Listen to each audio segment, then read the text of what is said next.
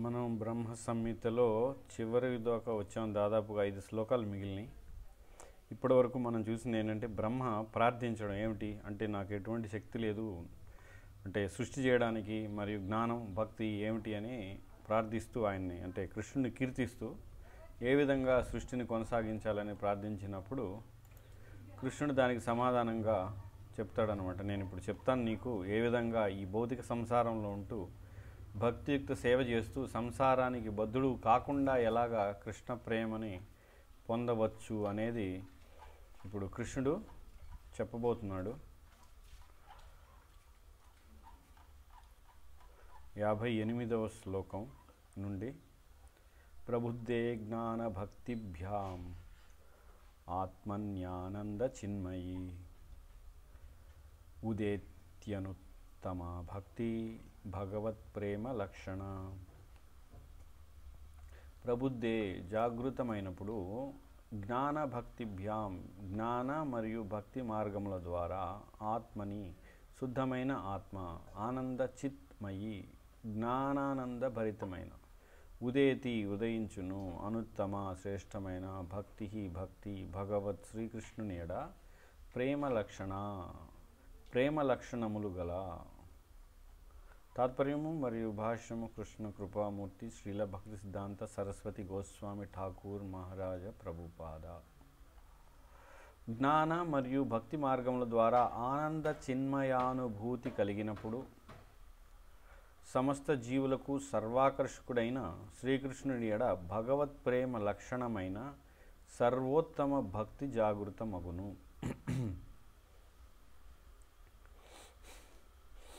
ఇక్కడ ఈ శ్లోకం యొక్క తాత్పర్యం చూస్తే, జ్ఞాన భక్తి మార్గాల ద్వారా ఆనంద చిన్మయానుభూతి కలిగినప్పుడు అంటున్నారు. ఇక్కడ మనం అర్థం చేసుకోవాల్సిన ఆనంద చిన్మయానుభూతి అంటే ఏమిటి, ఎందుకంటే అది ఉంటేనే కృష్ణుడి పట్ల ప్రేమ లక్షణమైన సర్వోన్నతమైన భక్తి అంటే శుద్ధ భక్తి, ఇంకా ప్రేమతో కూడినటువంటి భక్తి జాగృతం అవుతుంది అని చెప్తున్నాడు. అంటే ఏంటి, మన హృదయంలో ఇప్పటికే కృష్ణుడి పట్ల భక్తి ఉన్నది, అంతేగాని అదేదో మనం హరినామం చేయడం ద్వారా కొత్తగా తయారు చేయట్లేదు భక్తిని.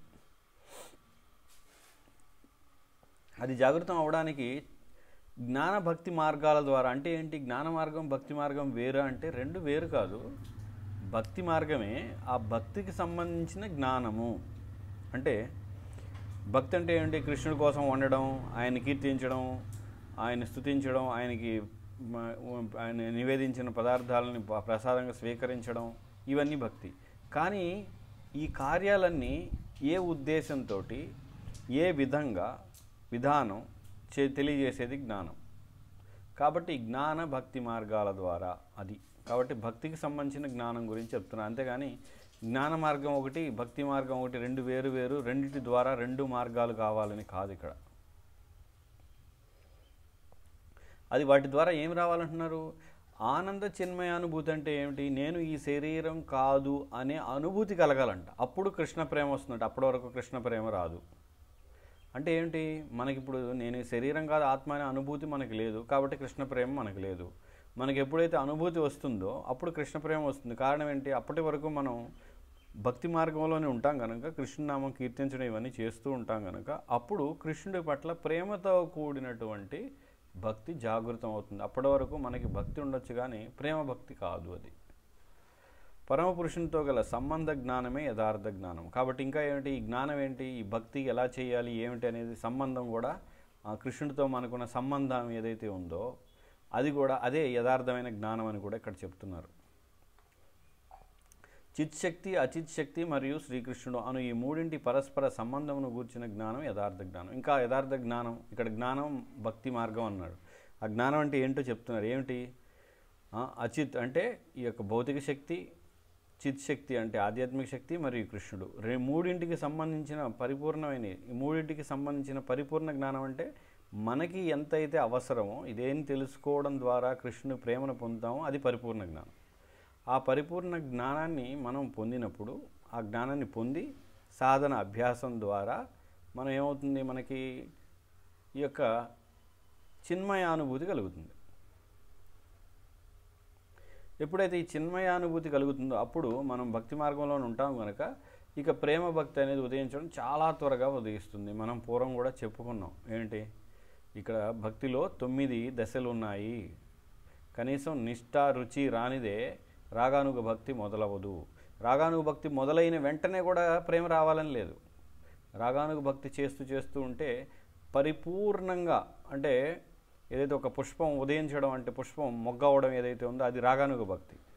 ఇంకా మొగ్గగా కూడా కనపడకుండా ఉంటే అది సాధన. ఎప్పుడైతే మొగ్గగా ఉండి వికసించడానికి చాలా త్వరగా, మొగ్గ నుంచి వికసించడం సులభం కానీ మొగ్గ అవ్వడమే చాలా కష్టం. కాబట్టి అది ఏది సాధన భక్తి. పరిపూర్ణంగా వికసించుకోవడానికి నిష్ఠా రుచి దగ్గర నుండి ఎక్కడి వరకు వెళ్ళాలి, భావభక్తి. అంటే భావభక్తిలో ఏమవుతుంది, భావభక్తి దశలో నేను ఈ శరీరం కాదు ఆత్మ అనే అనుభూతి జీవుడికి కలుగుతుంది. అక్కడ నుండి ప్రేమకి వెళ్ళడం చాలా సులభం. ఎందుకని, తర్వాత దశే ప్రేమ. కానీ భావభక్తిలో అంటే ఏంటి, నేను ఈ శరీరం కాదు ఆత్మని తెలుసుకొని కూడా, మనం శ్రీమద్ భాగవతాన్ని చూస్తే భరత మహారాజు పతనం అయిపోయాడు. అంటే ఏంటి, ఆయనకి శరీరం కాదు ఆత్మని తెలిసినా కూడా పతనం అయ్యాడు. అలాంటిది మనకి ఆత్మ అనే జ్ఞానమే లేదు, మనం పతనం అవడం ఎంతసేపు, చాలా సులభంగా పతనం అయిపోతాం. కాబట్టి జ్ఞానం అంటే ఏంటి, భౌతిక శక్తి, ఆధ్యాత్మిక శక్తి, కృష్ణుడు, మూడింటి గురించి తెలుసుకోవాలి. అందుకని మనం ఏది భక్తి కాదో, ఏది ఇంద్రియ భోగమో కూడా తెలుసుకోవాలి. అదే భౌతిక శక్తి అంటే ఏంటి, ఏది భక్తి కాదో, ఏది ఇంద్రియ భోగమో అదంతా భౌతిక శక్తి. భౌతిక శక్తి ఆధ్వర్యంలో చేసేదే అది. కాబట్టి చాలామంది ఏమంటుంటారంటే, కేవలం మీరు కృష్ణుడి గురించి భక్తి గురించి చెప్పండి, ఈ మాయావాదులు లేదా భక్తి నుండి పక్కదో పట్టడం లేదా వెధవలు మూర్ఖులు లేదా మోసగాళ్ల గురించి మనం చెప్పుకోవాల్సిన అవసరం ఏముంది, కేవలం కృష్ణుడి గురించి చెప్పండి అంటే సరిపోదు. ఎందుకంటే భౌతిక శక్తి గురించి, భౌతిక శక్తి అధీనంలో ఉన్న మోసగాళ్ళు వెధవలు ఏ విధంగా భక్తి ముసుగులో ఉండి జనుల్ని మోసం చేస్తారనేది, మనం ఏ విధంగా ఇంద్రియ భోగం చేసి భక్తి చేస్తున్నామని భ్రమలో ఎలా ఉంటామనేది కూడా మనం తెలుసుకోవాలి. ఈ మూడిటి పరస్పర సంబంధం గురించి తెలుసుకోవడం యథార్థ జ్ఞానం. మానసిక కల్పనలు ఇక్కడ ప్రస్తావించబడలేదు. కాబట్టి మానసిక కల్పనలకు తావు లేదు భక్తిలో. కాబట్టి తర్క వితర్కాలు లేవు. అవి భక్తికి విరుద్ధమైనవి. ఏమిటి, మానసిక కల్పనలు. కొంతమంది అంటారు, మనం తర్కించుకుంటేనే కదా జ్ఞానం బయటకు వచ్చేది. నువ్వు నేను తర్కించుకోవడానికి నీకేపాటి జ్ఞానం ఉంది, నాకేపాటి జ్ఞానం ఉంది తర్కించుకోవడానికి లేదా చర్చించుకోవడానికి. చాలామంది మూర్ఖులు చేరి ఒక చోట మేము చర్చించుకుంటున్నాం, దీని నుండి సత్యం బయటపడిద్ది అంటున్నారు. కానీ ఎప్పటికీ బయటికి రాదు అది. ఎందుకని, వాళ్ళు ప్రామాణికమైన దాన్ని దేన్ని ఆశ్రయించకుండా కేవలం వాళ్ళు అజ్ఞానంతో ఒక అజ్ఞాని ఇంకొక అజ్ఞానికి దారిని చూపించగలడు. అలాంటిదన్నమాట. అవి భక్తికి విరుద్ధములైనవి. తర్కం దశమూల సిద్ధాంతములలో మొదటి 7 మాత్రమే సంబంధ జ్ఞానములకు సంబంధించినవి. అంటే సంబంధ జ్ఞానం అంటే దశమూల సిద్ధాంతం అంటే నువ్వు జీవులు భగవంతుడు వేరు, జీవులు భౌతిక బద్ధ దశలో ఉన్నారు, హరినామం దివ్యమైనది, హరినామాన్ని ఎవరైతే చేస్తారో బద్ధ దశలో ఉన్న జీవులు ముక్త దశకు వస్తారు. ఈ విధంగా దశ మూల సిద్ధాంతాలు ఉన్నాయి. అందులో మొదటి 7 మాత్రమే సంబంధ జ్ఞానం. అంటే 7 ఏదైతే ఉందో కృష్ణుడికి మనకి గల సంబంధాన్ని, ఈ భౌతిక ప్రకృతి గురించి, ఆధ్యాత్మిక ప్రకృతి గురించి, మనం జీవులు అని, ఆయన విభు అని, ఇవన్నీ చెబుతూ ఉంటాయి. కృష్ణతత్వాన్వేషణలో గల సాధన మార్గములు శ్రవణం, కీర్తనం, స్మరణం, పాదసేవనం, అర్చనం, వందనం, దాస్యం, సఖ్యం, ఆత్మనివేదం. కాబట్టి కృష్ణుడి యొక్క తత్వాన్వేషణ అంటే ఏంటి, కృష్ణుడి యొక్క ప్రేమను పొందే మార్గంలో మనం చేసేవి ఏంటి, భక్తి అంటే నేరుగా భక్తి చేయడం అంటే ఈ 9 అంగాలు భక్తి మార్గాలు. అందుకే నేను చాలాసార్లు చెప్తూ ఉంటాను, ఏంటి, ఎవరైనా మందిరానికి డొనేషన్ ఇవ్వగానే లేదా ఒక గుడి కట్టించగానే, ఇక్కడెక్కడ ఈ 9 గుడి కట్టించడం లేదే, లేదా మందిరానికి దానం విరాళం ఇవ్వడం కూడా లేదు. ఇక్కడ అవి భక్తిగా చెప్పబడలేదు. ఇక్కడ నేరుగా భక్తియుక్త సేవ అని ఇక్కడ ఎక్కడ రాయలేదు ఈ 9. కాబట్టి నేరుగా ఈ 9 పాల్గొనడం ద్వారానే శుద్ధ భక్తి స్థాయికి చేరుకోగలదు తప్ప మందిరాలు కట్టించడంలోనో, లేదంటే దానం ఇవ్వడంలోనో, లేదంటే కేవలం భక్తులకి ప్రసాదం పెట్టించడంలోనో, దాన్ని పెట్టించడానికి విరాళం ఇవ్వడంలోనో, వాటి ద్వారా శుద్ధ భక్తుడు కాలేడు. కానీ వాటన్నిటి ద్వారా భక్తికి సంబంధించిన సుకృతి వస్తుంది. అంటే భక్తి పట్ల అనుకూల భావాన్ని కలిగి ఉంటాడు, అనుకూలమైనటువంటి సంస్కారాలు ఏర్పడతాయి. వీటిని భక్తి శాస్త్రములలో అవిధేయములు అని అంటారు. వేటిని అవిధేయములు అంటారు, సంబంధ, అవిధేయ, ప్రయోజనం. సంబంధం అంటే కృష్ణుడికి మనకి గల సంబంధం ఏమిటి, స్వామి మరియు దాసులం, లేదా యజమాని మరియు సేవకులం. ఈ విధంగా అది సంబంధం. అవిధేయం అంటే ఈ సంబంధాన్ని ఏర్పరచుకోవడానికి చేయవలసిన పని ఏమిటది? ఈ 9 అంగాలు అంటే శ్రవణం, కీర్తనం ఇత్యాది ఇవన్నీ చేయాలి. శ్రీల రూప గోస్వామి విరచిత భక్తిరసామృత సింధువు అను గ్రంథమున వీటి సంపూర్ణ వివరణం కలదు. కాబట్టి 9 ఎలా చేయాలి ఏమిటి అనేది సంపూర్ణ వివరణ కావాలంటే అది భక్తిరసామృత సింధు అనే గ్రంథంలో పూర్తిగా వివరణలు ఇచ్చారు. ఇట్టి జ్ఞాన మరియు భక్తి మార్గాల ద్వారా భగవానుని ఎడ ప్రేమ భక్తి జాగృతమై ప్రకటితమగును. అది ఏ సర్వోత్తమమైన భక్తి. కాబట్టి సర్వోత్తమైన భక్తి కావాలంటే ఖచ్చితంగా 9 అంగాలతో కూడినటువంటి సాధనలో ఉండాలి. 9 కూడా ప్రధానమైనది ఏంటి? కలియుగంలో శ్రవణం, కీర్తనం.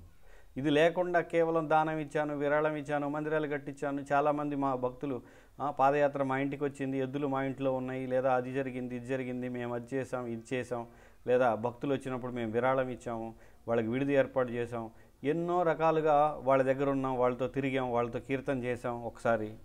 అవన్నీ చేయొచ్చు. కానీ నిరంతరం 9 అంగాలలో మనం పాల్గొని 9 అంగాల్లో ముఖ్యంగా శ్రవణం, కీర్తనం అనేది జరగకపోతే కలియుగంలో కృష్ణ ప్రేమ అనేది మరచిపోవచ్చు. అది ఏ సర్వోత్తమమైన భక్తి. అట్టి ప్రేమ భక్తియే జీవుని ప్రయోజన తత్వం. కాబట్టి సంబంధం ఏంటి? ఈ 9 రకాల అవిధేయం ఏంటి? ఈ 9 రకాల అంగాల్లో మనం ఉండడం. ఆ అంగాలను సాధన చేయడం ద్వారా వచ్చేది ఏంటి ప్రయోజనం? కృష్ణ ప్రేమ. కాబట్టి మన యొక్క లక్ష్యం ఏంటి? ఇక్కడ స్పష్టంగా కృష్ణుడు చెప్తున్నాడు, కృష్ణ ప్రేమే నీ యొక్క జీవిత లక్ష్యం. ముక్తి కాదు, లేదా ధనం కాదు, లేదా మంచి కీర్తి ప్రతిష్టలు కాదు. ఈ సంసారంలో కృష్ణ ప్రేమ లభించడమే మన యొక్క లక్ష్యం. కృష్ణ ప్రేమ పొందడానికి ప్రయత్నం చేయాలి. 59 ప్రమాణైస్తత్సదాచారై తదభ్యాసైర్నిరంతరం బోధయన్నాత్మనాత్మానం భక్తిమప్యుత్తమాం లభేత్. ప్రమాణై శాస్త్ర ప్రమాణముల ద్వారా, తత్ వాటి, సత్ ఆచారై సదాచారముల ద్వారా, తత్ అభ్యాసై వాటిని అభ్యసించుట ద్వారా, నిరంతరము బోధయన్ జాగృతమునర్చుచు, ఆత్మన స్వీయ బుద్ధి ద్వారా, ఆత్మానం ఆత్మను, భక్తిని అపి అవశ్యము, ఉత్తమం సర్వోత్తమమైన లభేత్ పొందవలెను. తాత్పర్యం: శాస్త్ర ప్రమాణములు, సదాచారము, నిరంతర అభ్యాసముల ద్వారా ఆత్మ సాక్షాత్కారమునకై ప్రయత్నించుట ద్వారా క్రమముగా సర్వోత్తమమైన భక్తి ప్రాప్తించును. కాబట్టి కృష్ణుడు ఇక్కడ చెప్తున్నాడు కదా, ఎలాగా శుద్ధ భక్తిని చేరుకోవాలి ఈ సంసారంలో ఉంటూ అనేది చెబుతానంటున్నాడు. దానికి ఇక్కడ ఈ శ్లోకం చాలా ముఖ్యం. 5 ఏమిటి, ఎందుకు ముఖ్యం అంటే ఈ కృష్ణ ప్రేమని పొందే మార్గం ఏమిటో కృష్ణుడు 3 అంశాలు ముఖ్యంగా చెప్తున్నాడు. 1 శాస్త్ర ప్రమాణాలు, 2 సదాచారం, 3 నిరంతర అభ్యాసం. ఇవన్నీ ఒకదానికొకటి సంబంధం కలిగి ఉన్నవి. ఏంటి? అన్నిటికీ మూలం ఏంటి? శాస్త్ర ప్రమాణం. అందుకే ప్రభుపాద పుస్తకాలు చదవండి అని చెప్పేది కారణం అది. ఎందుకంటే మనకి శాస్త్రం ఏమిటి? భగవద్గీత, భాగవతం అవన్నీ ఎక్కడ ప్రభుపాద ఇచ్చారు, అవి చదవట్లేదు. అది చదవకుండా చాలామంది ఏంటి, ఈ ఇంటర్నెట్లో ముఖ్యంగా ఉన్నవాళ్ళు చాలామంది భక్తులు కూడా తమ దగ్గరకు వస్తున్న భక్తులు కూడా చెప్పట్లేదు చదవండి అనేది కూడా. ఎందుకంటే ముఖ్యంగా చాలామంది వాళ్ళు స్వయంగా కూడా చదవని వాళ్ళు ఉంటారు. పెద్ద పెద్ద భక్తులు ప్రచారం చేస్తున్నా కొంతకాలం వాళ్ళు చదివేసి ప్రచారం మొదలు పెడతారు, ఇంక తర్వాత చదవడం ఆపేస్తారు. అలా చదవడం ఆపేయడం వలన కూడా వాళ్ళు ప్రమాదంలో చిక్కుంటారు. చాలామంది మాయలో భ్రమలో పడ్డానికి కూడా ఇది కూడా ఒకనొక కారణం. ఏంటి? వాళ్ళు శాస్త్రాన్ని వదిలిపడేయడం, అంటే తెలుసులే మాకు అనుకోవడం. కాబట్టి శాస్త్ర ప్రమాణం, శాస్త్రం ద్వారా మనకేం తెలుస్తుంది? భక్తులతో ఎలా ఉండాలి ఏమిటనేది సదాచారం తెలుస్తుంది. ఈ సదాచారం శాస్త్రం ఆధారంగానే అభ్యాసం అనేది చేయగలం మనం. ఎందుకని భక్తులతో ఎప్పుడైతే సదాచారం ఇవన్నీ నేర్చుకొని శాస్త్రం ఏం చెప్తుందో అదే చేస్తాం. భక్తులు కూడా మనకి సదాచారం ఉన్నప్పుడు భక్తులు కూడా మనకి ఉపదేశాలు ఇస్తారు. ఆ ఉపదేశాల ద్వారా మనం ఏం చేయాలి, ఎలా ఉండాలనేది తెలుస్తుంది. అప్పుడు ఏమవుతుంది? ఆత్మ సాక్షాత్కారమునకై ప్రయత్నించడం ద్వారా, అంటే ఈ 3 ద్వారా సాక్షాత్కారం కోసం ప్రయత్నం చేయాలి. కాబట్టి ఇక్కడ మనకి ఏమి చేయాలి అనేది 3 విషయాలు. 1 శాస్త్రం ప్రమాణం, ఏం చేయాలన్నా శాస్త్రం అంగీకరిస్తుందా లేదా.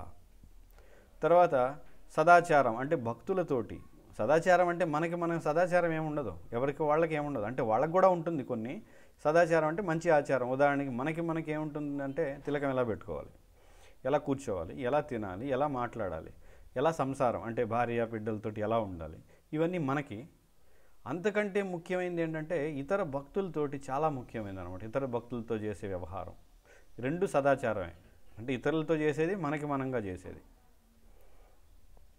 తర్వాత ఇది నిరంతర అభ్యాసం అనేది కేవలం వ్యక్తిగతం, అంటే మన ఒక్కళ్ళదే అభ్యాసం అనేది ఎవరికి వాళ్ళు చేసేదే. అంతేగాని మూకుమ్మడిగా కొంతమంది ఏమంటారంటే మూకుమ్మడిగా కూర్చొని జపం అందరూ కలిసి చేస్తేనే జపం అంటారు. అది కరెక్ట్ కాదు. అంటే అలాని కలిసి చేయడం తప్పని నేను ఇక్కడ అనడం లేదు. అంతే కలిసి చేయకపోతే జపమే కాదు, వాళ్ళు ఒంటరిగా ఉన్నారు అలా అని కూడా కొంతమంది కొన్ని చోట్ల అంటుంటారు భక్తులు. మరి అయితే గృహస్థులందరూ ఎప్పుడూ ఒంటరిగానే ఉంటారు. వాళ్ళు చేసేదంతా ఏం జపం? చెత్త జపమా? అసలు పనికిరాదా? అది సాధనే కాదా? గృహస్థులు ఎప్పుడు భార్య ఒకసారి చేస్తుంది, భర్త ఒకసారి చేస్తాడు, పిల్లలు ఇంకోసారి చేస్తారు జపం. మరి వాళ్ళు సాధనే చేయట్లేదా? కాబట్టి అందుకే ఈ అభ్యాసం అనేది పూర్తిగా వ్యక్తిగతం. ఒకవేళ మనం గుంపులో కూర్చున్నా మనం ఎవరి హరినామం వింటాం? జపం చేసేస్తున్నప్పుడు మనం చెప్పే శబ్దం మనం వినాలి, ఇతరులది కాదు కదా వినేది. కాబట్టి అభ్యాసం అనేది పూర్తిగా వ్యక్తిగతమైనది, అంతేగాని సమిష్టిగా చేసేది కాదు అభ్యాసం అంటే. సమిష్టిగా కూడా కొంత అభ్యాసం జరుగుతుంది. ఉదాహరణకి ఏంటి, సంకీర్తన, అందరూ కలిసి వీధుల్లో వెళ్తూ తిరుగుతూ ఉంటాం, అది అభ్యాసం జరుగుతుంది. కానీ దానికంటే కూడా జపంలో మన యొక్క నిజంగా మనం ఏ స్థాయిలో ఉన్నాం ఏమిటి అనేది జపంలో కూర్చున్నప్పుడే మనకు అర్థమవుతుంది. ఎందుకంటే సమిష్టిగా ఉన్నప్పుడు గుంపులో గోవింద అయిపోతుంది. కానీ మనం ఒక్కళ్ళుగా ఉన్నప్పుడు మన అభ్యాసంలో కూర్చున్నప్పుడు మన మనసు నిజంగా నామం పైన ఉందా లేదంటే ఇంద్రియ విషయాలపైన ఉందా అనేది మనకు కనపడుతుంది ఎవరికి వాళ్ళకి. కాబట్టి ఈ మూడింటి ద్వారా కృష్ణ ప్రేమని పొందొచ్చు అని కృష్ణుడు చెప్తున్నాడు ఇక్కడ. ప్రమాణములు అనగా భక్తికి సంబంధించిన శాస్త్రములు ఏమిటవి? శ్రీమద్ భాగవతం, వేదములు, పురాణాలు, భగవద్గీత మున్నగునవి. అది ప్రమాణం, శాస్త్ర ప్రమాణాలు. సదాచారం అనగా శుద్ధ భక్తులైన సాధు జనుల ఆచరణము మరియు రాగభక్తి సాధువుల రాగమూలకమైన ఆచరణం. కాబట్టి శుద్ధ భక్తులైన సాధు జనులను ఆచరించాలి, అంటే పూర్వాచార్యులను అనుసరించడం ఇవన్నీ. మరియు రాగభక్తి సాధువులు ఏదైతే ఉన్నారో అంటే శుద్ధ భక్తి, అందులో కూడా ప్రేమని పొందినటువంటి వాళ్ళని అనుసరించడం, ఈ రెండు జరగాలి. పూర్వాచార్యుల్ని మరియు ప్రేమని వాళ్ళు ఎలా పొందారు, ఏ మార్గాన్ని అనుసరించారు, పూర్వాచార్యులు ఎలా సాధన చేశారు అనేది ఆచరణం. అదే సదాచారం, మంచి ఆచారం. సదాచారం అంటే సత్ ఆచారం, అంటే మంచి ఆచారం. ఏది మంచి ఆచారం? మన యొక్క మాట, మన యొక్క వ్యవహారం అంతా కూడా సదాచారంగా ఉండాలి. అందులో మనకు సంబంధించి మరియు ఇతర భక్తులతో ఎలా మెలగాలి. ముఖ్యంగా ఇతర భక్తులతో మెలగడం చాలా ముఖ్యమైనది. ఎందుకంటే మనతో మనం తప్పు చేసుకుంటే ఎటువంటి నష్టం లేదు. కానీ ఇతర భక్తులతో వ్యవహరించేటప్పుడు తప్పు జరిగితే వైష్ణవ అపరాధం అయిపోయి అది మన భక్తికి ఆటంకాన్ని కలిగిస్తుంది. కానీ ఒకవేళ నేనే నామాలు 12 పెట్టుకోవాలి, 11 తిలకం పెట్టుకున్నాను, నష్టమేం రాదు. లేదా తిలకంలో నా మంత్రాలు చదవడం తప్పు చదివాను, అయినా నష్టం రాదు. లేదా జపంలో తప్పు చేశాను, సరిగ్గా ఉచ్చరించలేదు, అయినా నష్టం లేదు. కానీ అదే ఇతర భక్తులతోటి వ్యవహారంలో వాళ్ళని నొచ్చుకునే విధంగా మనం ప్రవర్తిస్తే, వాళ్ళు కానీ శుద్ధ భక్తులైతే అది మనకు ప్రమాదం. కాబట్టి ఈ ఆచారంలో సదాచారం తెలుసుకొని ఉండాలి. చాలామంది అనుకుంటారు ఏంటంటే నాకు 16 మాలలు చేయాలి, నేను 4 నియమాలు బుక్స్ చదవడం, ఏకాదశి వచ్చేసింది, నాకు అర్థమైపోయింది. అందుకే మనం పురోగమించు. ఎందుకని? వైష్ణవ సదాచారం అంటే ఇతర వైష్ణవ సేవ లేకపోతే కేవలం ఇది చేస్తున్నంత మాత్రాన జపం చేస్తూ ఎవరికి వాళ్ళు ఉంటే గోలోకం ఖచ్చితంగా వెళ్ళలేరు. ఎందుకని? ఒక వైష్ణవుడికి సేవ చేయాలి. ఆ వైష్ణవ సేవ ప్రక్రియలోనే దీక్ష అనేది మనకు ఉంది. దీక్ష అంటే ఏంటి? ఒక ఉన్నతమైన భక్తుడి నుంచి నామాన్ని తీసుకోవడం, ఆయనకి నేను దాసుడిని అంగీకరించడం, అంటే ఆయనకి సేవ చేయడానికి నేను సిద్ధంగా ఉన్నానని అనడమే కాదు, చెయ్యాలి కూడా. మరి అతనికైనా ఇతర వైష్ణవులకి చేయరా అంటే అందరికీ చేయాలి. వైష్ణవ సేవల ఉద్దేశం అది ఏంటి? నిజంగా శుద్ధ భక్తుల యొక్క ఆలోచన, వాళ్ళ యొక్క చైతన్యం ఎలా ఉంటుంది? నేను వైష్ణవులందరికీ కృష్ణుడికి దాసుడిని, నాకు ఎవరు దాసులు లేరు, నా కింద ఎవరూ లేరు, నేనే వీళ్ళందరికీ దాసుడిని అనే భావనలో శుద్ధ భక్తుడు ఉంటాడు.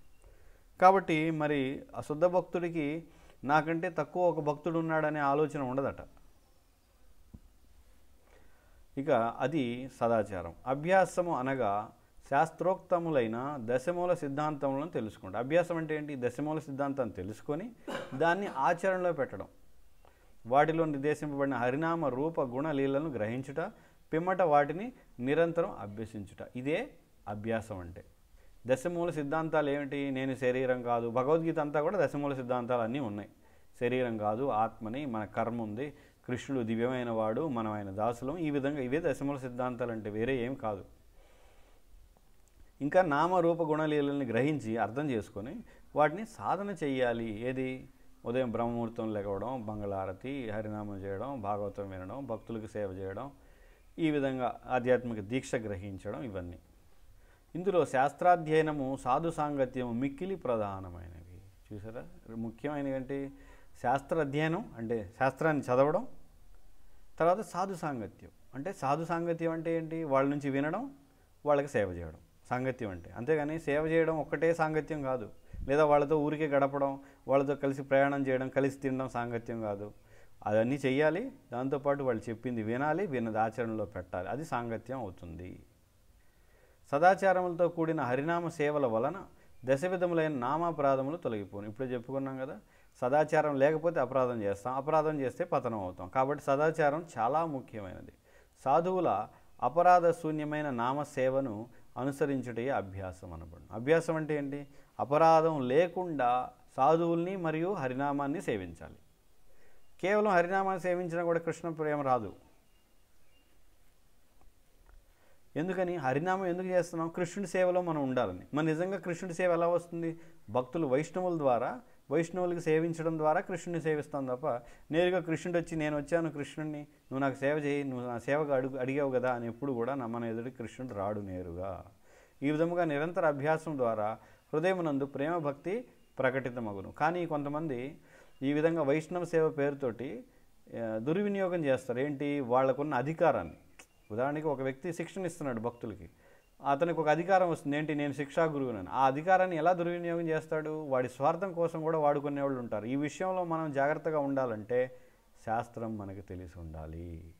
శాస్త్రంలో ఏముంది? కేవలం శిష్యుడు ఇలా ఉండాలి ఇలా ఉండాలని గురువు చెప్పడమే కాదు, మరి గురువు ఎలా ఉండాలో కూడా శిష్యుడికి తెలిసి ఉండాలి.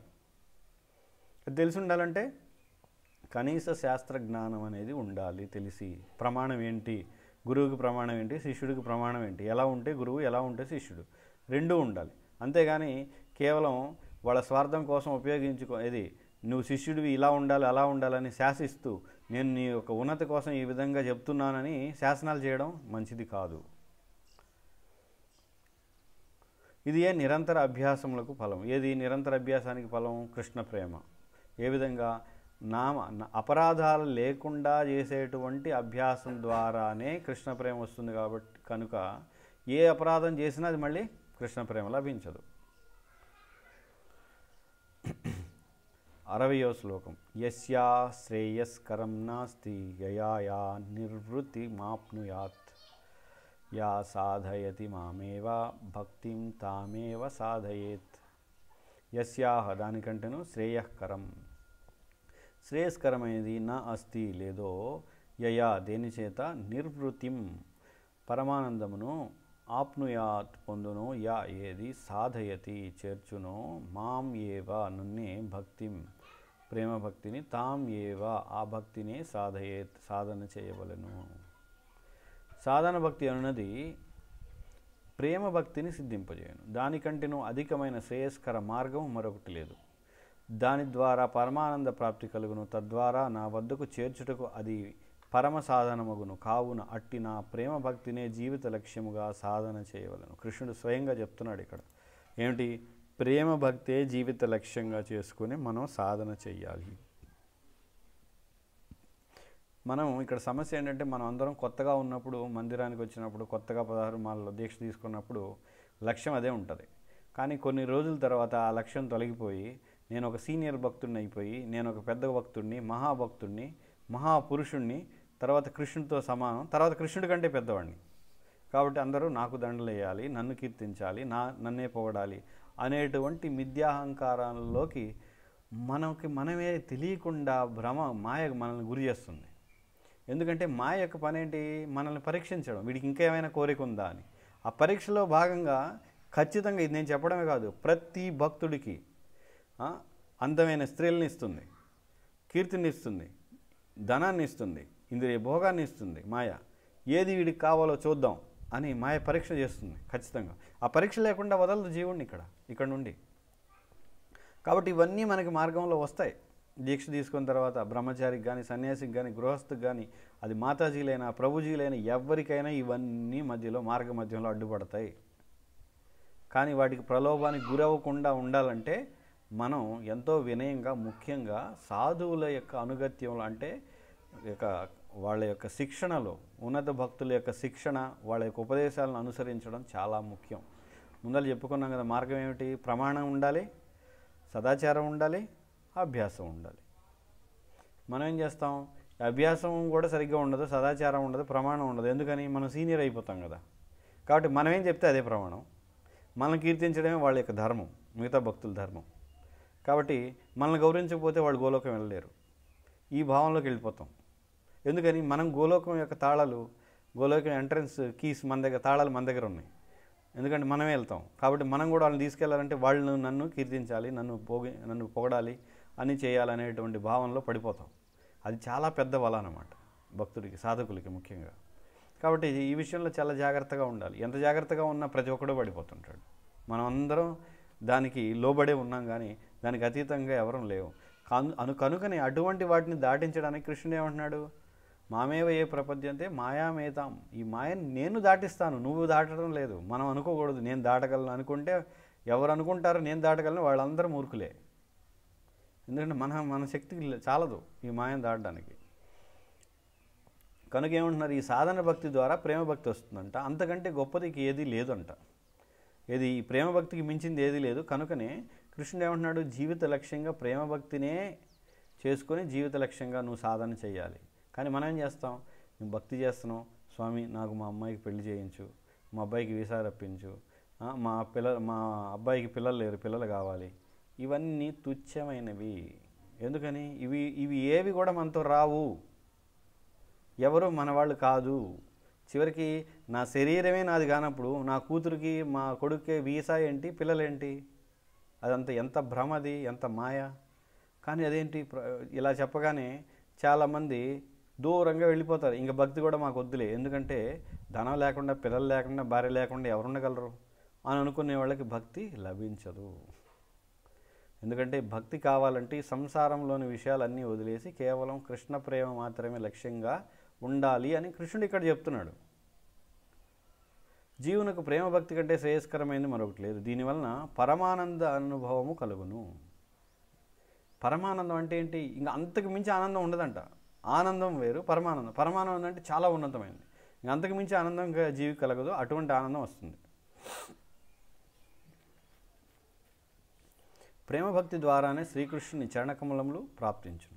ప్రేమభక్తిని జీవిత లక్ష్యముగా చేసుకుని సాధన భక్తి యందు అధిక లోభముతో నెలకొని ఉండివారు మాత్రమే భగవాన్ చరణకమలమును పొందుదురు. ఇక్కడ అధిక లోభం ఉండాలంట. ఏ విషయంలో? ధనం విషయంలోనా? కాదు. మనకుంది అదే. ఎక్కువ లోభం దేనికి ఉంది? ధనం కావాలి. ఇంకా అందమైన స్త్రీలు కావాలా? అవును అదే కావాలి నాకు. ఇంకా అనుచరులు కావాలా? అవును అదే కావాలి. అందుకే చైతన్య మహాప్రభు చెప్పాడు, నా ధనం నా జనం నా సుందరీం. నీకు ధనం కానీ, జనం కానీ, సుందర కానీ వద్దు. భవతాత్ భక్తి, నీ యొక్క భక్తియుక్త సేవ మాత్రమే కావాలి అని చైతన్య మహాప్రభు అందుకే చెప్పారు. అందుకే దానికోసం అదే కావాలంటే దాని పట్ల లోభం ఉండాలి. దేని పట్ల? కృష్ణ ప్రేమ పట్ల లోభం ఉండాలి. ఎప్పుడైతే లోభం ఉంటుందో దాని పట్ల మిగతావన్నీ వదిలేస్తాం కదా. ఇప్పుడు మనకి లోభం ధనం పట్ల ఉంది కాబట్టి భక్తిని కూడా వదిలేస్తాం. దీక్ష తీసుకుంటే తీసుకొని ఉంటాం.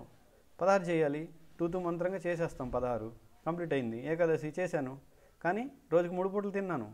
బగరు వండాను, అది వండాను, ఇది వండాను, పొద్దున అది తిన్నాను, ఇది తిన్నాను. ఏకాదశి అన్నం పప్పులు తినలేదు. ఏకాదశి అయిపోయింది.